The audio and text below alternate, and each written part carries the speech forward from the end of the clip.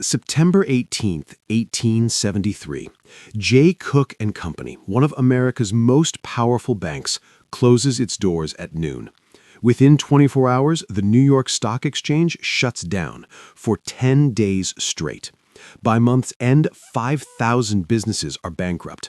And what follows isn't a crash that recovers in a year or two. It's a 20-year depression. You've heard of 1929. Everyone has. But 1873? That one's been erased from memory.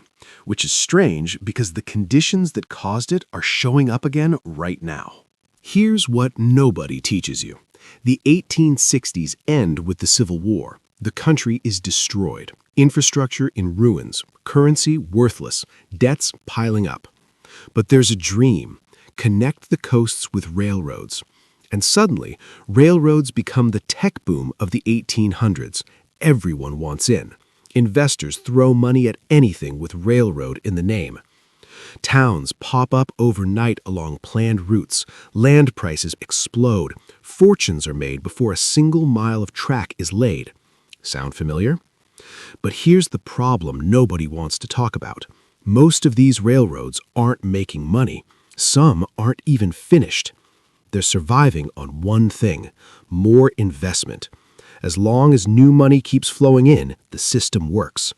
The second it stops, everything collapses. So, who's funding this madness? European banks, specifically German and Austrian investors. They're buying American railroad bonds by the truckload. The returns look incredible. American growth looks unstoppable. But these bonds are backed by railroads that don't generate revenue. They're backed by fantasy. The railroads are borrowing to pay interest on previous borrowing. It's a debt spiral dressed up as progress. And the banks? They're lending against collateral that only has value if everyone keeps pretending it does. This isn't investment, it's a Ponzi scheme with better marketing. And it's about to implode. May 18th, 1873. The Vienna Stock Exchange crashes. European banks panic. They start pulling money out of risky foreign investments, like American railroad bonds. Suddenly, the railroads can't raise new capital, and without new capital, they can't pay their debts. And without paying debts, they can't pay workers, suppliers, bondholders. Jay Cooke Company, the bank financing the Northern Pacific Railway, is holding millions in unsellable bonds. On September 18th, they admit defeat and close. The panic spreads instantly.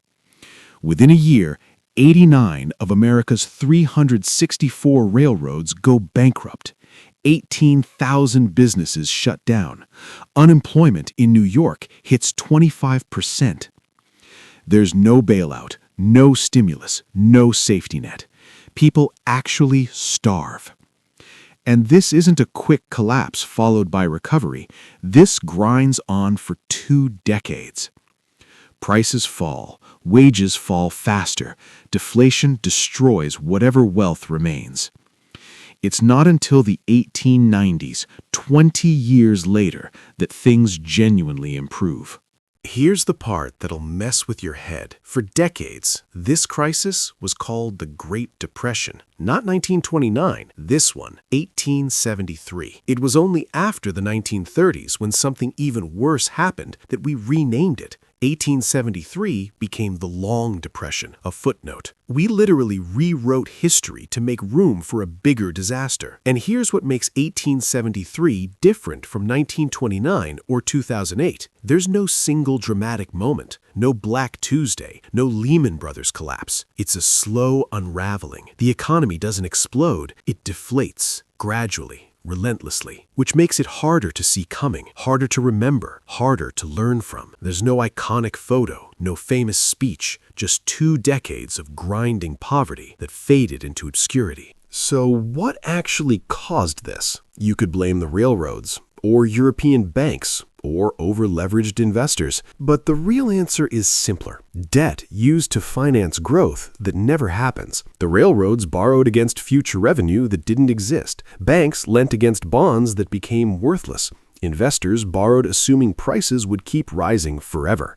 Everyone was leveraged to everyone else in a chain that only worked if nothing went wrong. And then something went wrong. The Vienna crash didn't cause the depression. It just exposed what was already broken. The system was primed to collapse. It just needed a trigger. Now, here's the uncomfortable question. How much of our economy today is built on the same assumption that growth never stops, that debts can always be refinanced, that asset prices only go up? We tell ourselves we've learned. We have central banks now, deposit insurance, regulations. But 1873 wasn't a regulatory failure.